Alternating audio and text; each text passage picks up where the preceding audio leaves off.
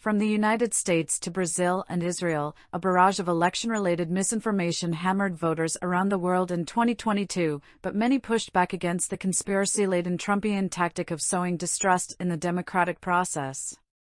A tsunami of falsehoods flooded Twitter, Facebook, TikTok and YouTube, from deepfake videos to doctored photos seeking to manipulate voters, with pro-democracy activists accusing the platforms of doing too little to combat the menace. Candidates around the world borrowed from Donald Trump's playbook in peddling unfounded allegations of election fraud, but in countries such as the United States and Brazil, many voters appeared to reject the narrative. Defying widespread predictions of a Republican red wave in the November midterms, several of Trump's hand-picked candidates lost in close-fought races, with observers saying their continued refusal to accept the 2020 election result may have put off voters. Republican leaders and supporters seem to be coming to terms with the way that embracing conspiracy theories has led to poor candidate selection, inefficient voter mobilization, voter cynicism, and a host of other ills. Mike Caulfield, a research scientist at the Center for an Informed Public at the University of Washington, told AFP. Many will try to wean their supporters off election fraud conspiracy theories. It's going to be a very tough problem to solve.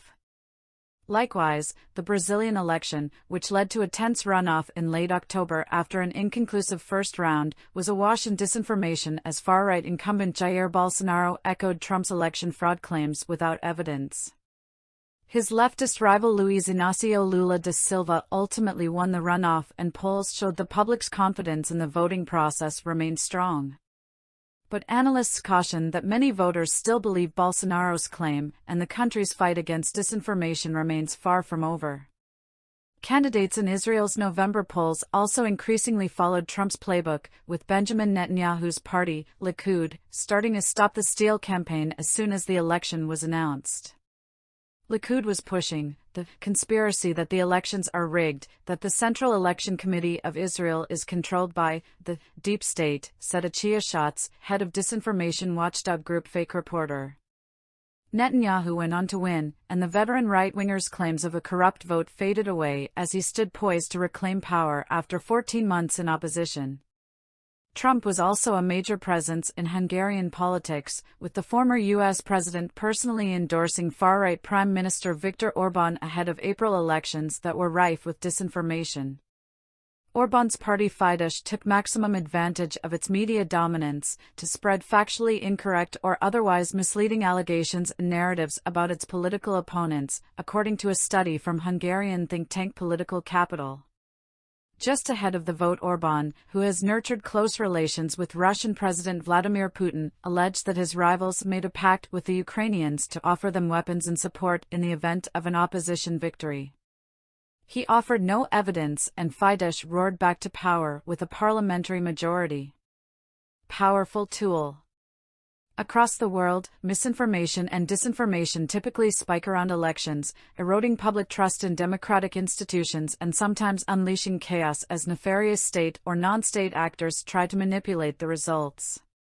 In presidential polls in the Philippines in May, the volume of election-related disinformation spiked to unprecedented levels, said Rachel Kahn, from the fact-checking alliance Tsek.ph.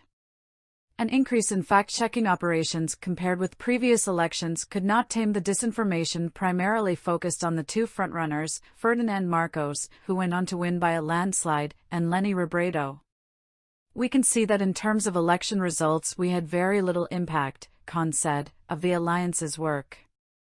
I think the problem really is media literacy.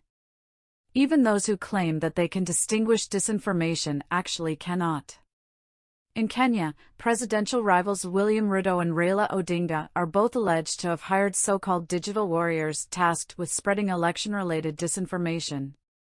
The falsehoods began spreading almost a year before the August vote, with fact-checkers noting an increase in the use of deep-fake videos with manipulated content.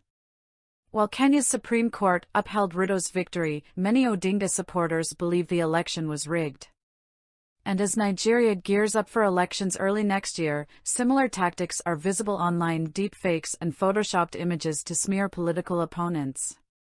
In the United States, meanwhile, analysts warn disinformation about election integrity could flare again as the 2024 presidential race picks up steam, with Trump vying to reclaim the White House.